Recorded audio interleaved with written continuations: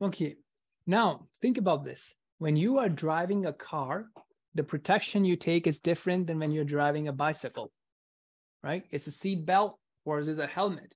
So similarly, there are some extra risks to a da'i or a da'iyah that we want to quickly take a look at. So let's change hats. Let's use a business analogy. Imagine you are running a business. And you are running a business. Maybe you are selling a particular type of phone cover, right? So you can see a phone cover here. You're selling a phone cover. However, now you see that I come in and ask you, hey, how many sales are happening? You're like, we have like 100 covers that we are selling every day, or 1,500 covers, whatever, right? Which pretty good number.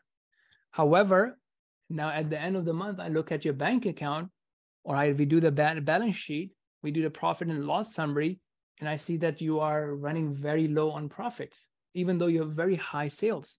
What can be going wrong in this scenario? Let's see. Let's activate some of your accountings.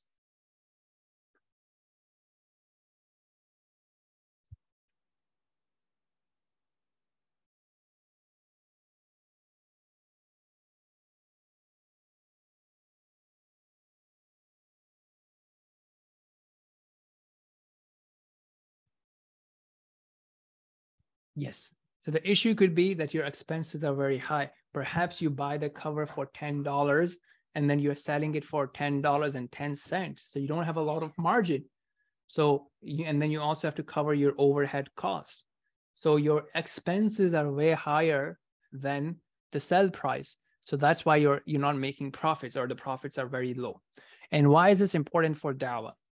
It's because as we are trying to share the message of Islam with someone else, or as a community, we are trying to bring new people to Islam, it will be very unwise and very stupid for us to lose the da'i while we're doing that. Or at an individual level, it will be very unwise for me to lose my own faith or have a loss of my faith one way or the other while trying to help other people come to Islam. And the way these type of losses happen is, first and foremost, the attack on sincerity. Okay, what would happen is you may start doing it for the sake of Allah, but then it becomes about you. How many people like me? How many shahadas am I getting? It becomes a competition within the team or competition with other organization, right? And then so you have to be really, really careful. Is it about me, my success? How much am I being, lifted up in public eye? Or is it really for the sake of Allah subhanahu wa ta'ala, right? Am I inviting people with care, or I just want to show my ego and I want to show to them that how I can defeat them in the argument?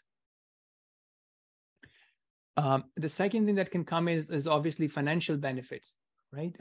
Some people may utilize their dawah popularity to receive funds and have improper use of the funds, for example. And then lastly, opposite gender. Right? Sometimes one may fall into this, and sometimes happens, right? People come to us, sometimes sisters coming to us, and they're emotionally invested in someone, in a male who is not a Muslim yet, and they think that they will be able to convert him. And even before that, they're now emotionally invested. So it becomes a really hard thing for them to now back off. And same thing happens, for the guys as well. So something to be really careful about, that because shaitan is going to come in from whatever angle he can. So these are some exposure that people have from a sincerity perspective. The second exposure that people have is desensitization. So what happens is now you are spending a lot of time with non-Muslims or even new Muslims who may have a lot of bad habits. Some of them may be sins. Some of them may be drinking. Some of them would hardly pray. Maybe they'll pray once a day or once a week, right? Forget the sunnah. They're hardly praying their fard prayer. Now, obviously, as a mentor, as a coach, you have to prioritize and you have to accept that, yes, they're praying one, that's better than zero, and so on and so forth. Now, but what can happen is, if you are only hanging out with those type of people, your own motivation can go low, right? A sin that you used to consider big now becomes a common thing because your mentee, the new Muslim you're working with, is doing that day in and day out. So you have to protect yourself that if you start seeing that, oh, I don't need to pray my voluntary prayers or my voluntary Quran, because now you're hanging out with people who are doing like 1% of what you are doing. So you may get demotivated, you may get desensitized. So you want to protect your deen and you want to protect your own motivation. So you definitely want to be hanging out with people who are people that you can look up to. So make sure that you have a balance. And your life is not about just hanging out with non-Muslims and new Muslims. You're also hanging out with ulama, with scholars, with student of knowledge, with ubad that can elevate you and help you keep your own goals as well. And then lastly, is that just like a doctor, right? A doctor knows medicine, he knows how to treat, but when he or she is in the hospital, they would take extra precaution. They would wear a mask, they would use antiseptic, disinfectionary liquids, and so on and so forth. So we have to be very careful that, look, you may be talking to someone. Now, there are different people. Some people, they're like very neutral about Islam or religion. They don't know much. But then there are people who are philosophers. They have a lot of philosophy jargons. There are people who are like deep into interfaith. So you have to be careful and choose wisely where you spend your time in. Okay. Same thing happens with sports, right? You can play a sport, but then there are people who are at a different league. Now you can fight them, but you have to think about two things. Is it worth my time? Because you have option. You can talk to, let's say, John or, Jacob or, I don't know, Tom. Right. And if, let's say, Tom is a philosopher and PhD, and it's going to take a huge amount of time, and, he's not listening, and he's going into all these areas that you don't have expertise in. Now you have two options: either move on, talk to John, talk to Jake, talk to Jacob, forget Tom, give him the resources, tell him to talk to other people who are into debates and whatnot, and move on. Or now you have to spend time in learning all the things that Tom is saying and be able to respond to him. Okay, so just something for you to think about what level you want to work in. And there's nothing wrong with finding your own niche market and people that you're comfortable in, so that you don't have to get confused about your own deen. Okay, so now we're going to move on a different scenario. So first we thought that, okay, look, as an ummah, if we are getting our da'is confused, or if we are dropping the level of iman or the level of deen of our da'is, then not necessarily we are not being successful, because we may lose one da'i and get one weak new Muslim.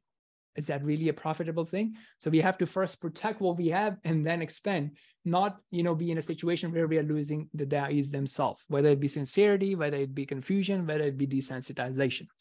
So that's something for us to keep in check for individually. Now, the second area, imagine now you understand that in the business example that we had, that where you were selling these phone covers, and now you have either increased your sell price or you've found a better distributor, better wholesaler, so that the price is cheap now. So now you're getting it for $5 and you're selling it for $10. So you have a good $5 margin per product, or per product. So and still, you don't have cash flow. What can be going wrong now? Let's see if you can crack this one.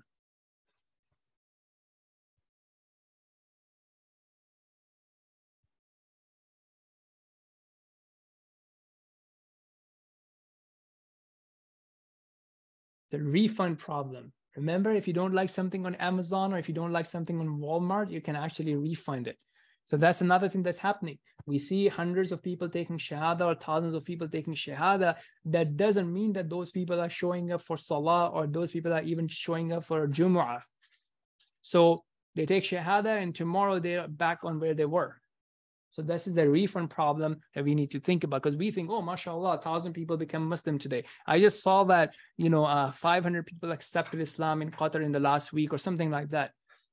Right now, alhamdulillah for that. But I think we are also being naive if we think, okay, 500 people become Muslim, we don't have to do anything. Now, what are we going to do about those 500 people? Who is thinking about that? I don't know. Maybe there are people who are, but most of the time, as I mentioned, in my experience, the dawah balance has been tilted more on the non-Muslim side, and then we relax once the shahada happens. So the decisions that you and I have control on is, like, as I mentioned earlier, what am I spending my time on? Am I a gossiper? Am I just an entertainment consumer? Am I a social media consumer? Am I just going to talk about the people and this and that and different communities and different leaders? Or am I actually doing something about it? Who am I hanging out with? How much of my time is between non-Muslims and new Muslims, and how much of my time is with people that I can look up to? And what am I going to focus on? And what will I do about the situation of the ummah? So you have a whole bunch of different questions that we have choice about.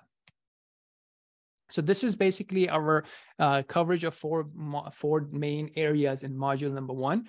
I'll pause here, and I have 2 things for you. If you want to take the mic and speak up to share either make it short, what's your one key takeaway from what we have discussed so far? So that will internalize it. So put it in the chat, or raise your hand. We'll call out your name, and then you speak up.